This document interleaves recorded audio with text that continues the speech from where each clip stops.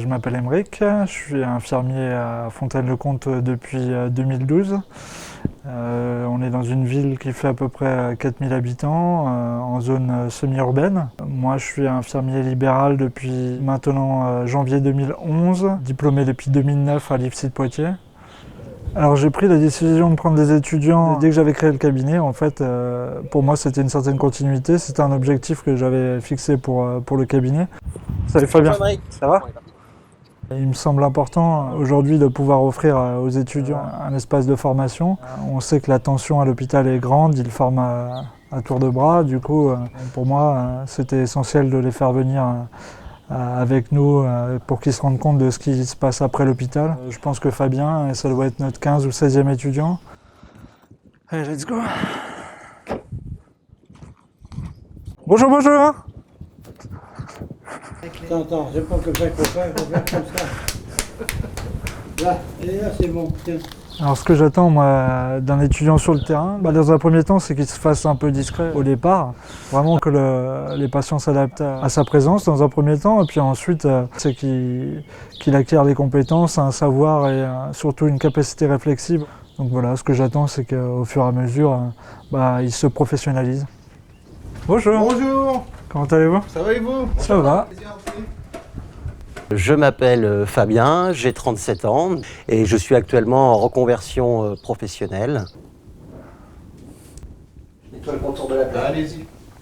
J'ai effectué le métier de délégué médical durant 15 ans et suite à un plan de sauvegarde de l'emploi, j'ai décidé d'être infirmier. Donc j'ai effectué une classe préparatoire avant d'intégrer l'école IFSI de Poitiers et depuis 1 an et demi, je suis désormais au sein de l'Institut. Donc j'ai décidé de faire un stage en libéral puisque c'est mon projet professionnel que j'envisage à l'avenir pour plusieurs raisons. L'autonomie, ça correspondait également à mon ancien métier où justement là je vais aller voir des différents patients. Il y a une diversité au niveau des soins et justement c'est ce contact sur des patients chroniques qui va permettre que je les vois régulièrement et connaître leur histoire de vie. En étant étudiant infirmier, nous n'avons pas eu forcément l'occasion de voir tous les actes techniques. Et personnellement, il y a des actes type les actes où il faut être 100% stérile. La gestion du stress, pourtant, elle devrait être primordiale, mais c'est vrai que des fois, j'ai des coups de chaud du fait qu'il faut absolument rien toucher, hormis ce qu'il y a de stérile. Pour me rassurer, justement, donc au départ, avant un acte, on réfléchit bien de comment va se dérouler l'acte. Ensuite, pour m'aider justement et pallier l'anxiété, soit il va me parler, soit il va parler avec le patient. Comme ça, je sais que je ne serai pas focalisé sur la communication, l'interaction avec le patient. Je resterai concentré sur mon acte que je dois effectuer. T'es bien organisé? Au niveau de l'organisation, là, j'ai mon salle. Non, pas forcément. D'accord. Maintiens ton champ stérile le plus possible si tu veux travailler toujours en stérile. Donc toujours pareil, t'as pas un sale, j'ai pas vu comment tu l'as mis cette fois. Tu la mets comme ça, d'accord, mais hier en fait l'erreur que tu avais fait c'était ça. Oui mais là c'est mon côté sale là, je sais. Pas de côté sale, ça c'est stérile, ça se maintient stérile. Ton côté sale si tu veux, tu te mets ça je ne sais pas où, ici. Et comme ça je remets ma pince directement. Et comme ça, d'accord. Il faut apprendre à gérer tout en stérile au départ. Si tu maîtrises les règles maximales d'hygiène, tu pourras t'adapter. Mais dis-toi, vise le meilleur pour après pouvoir t'adapter. Mais là, je veux d'abord que tu gères correctement ton endroit stérile. Allez, zou! Alors moi, si j'avais vraiment à conseiller mes étudiants, c'est clair qu'il est très intéressant de faire du libéral pour la qualité de vie qu'on peut avoir, aussi bien financière que temporelle. On a le temps avec les gens, on fixe sa tournée comme on l'entend.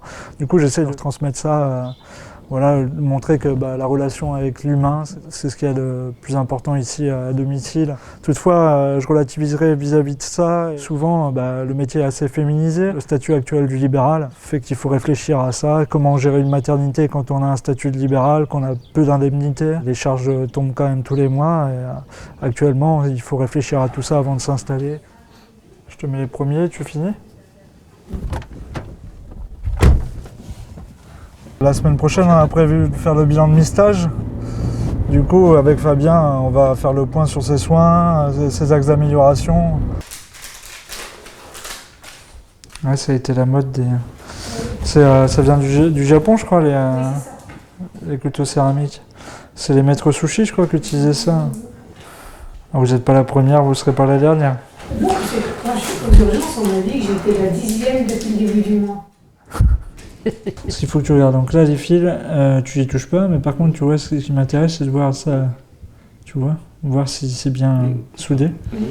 Et là aussi. Parce que les mains, c'est vrai que... J'aurai ma propre technique infirmière, mais c'est vrai que les bases de mes formateurs sont essentielles pour prendre des bons automatismes dès le départ avec les bonnes pratiques du métier d'infirmier. Organisation, donc je considère que j'ai fait une bonne organisation parce que mon champ est resté stérile à 100% durant tout le soin. Ouais, j'ai vu, c'était bien. À travers les entretiens que j'ai pu réaliser moi avec les étudiants, on voit toujours que cette stature d'étudiants les gêne profondément. Ils ont toujours peur de la notation, des conséquences que ça peut avoir, de dire que là il y a un souci. Les étudiants, ils ont quand même une certaine liberté, il faudrait qu'ils apprennent davantage. Il faut vraiment que les étudiants prennent leur parole. Ils sont vraiment là en tant qu'individus, ils se forment au quotidien, ils font les efforts pour être professionnels. Faire réfléchir les gens, c'est aussi une manière de perpétuer la qualité des soins et d'améliorer vraiment les pratiques. Vous savez, il y a des fois, je me dis, oh, après je verrai plus rien. Vous seriez bien malheureuse. Ben, je suis contente de voir les enfants. Hein, et les petits-enfants. Oui, et les arrière-petits-enfants. J'attends 2 arrière-petits-enfants. Donc, Alors, si seulement je les voyais, je serais contente. Pour Émilie, là, je serais contente. Pour elle. Pour vous aussi? Oui. C'est vous qui êtes contente? Oui. C'est pas elle? Pour l'instant, c'est un stage très très positif. Je suis très très satisfait de mon stage puisque j'ai 2 formateurs, donc Émeric et Benoît, qui me guident bien et qui me laissent prendre des initiatives, qui me laissent réaliser des soins tout en justement en me fixant des axes d'amélioration.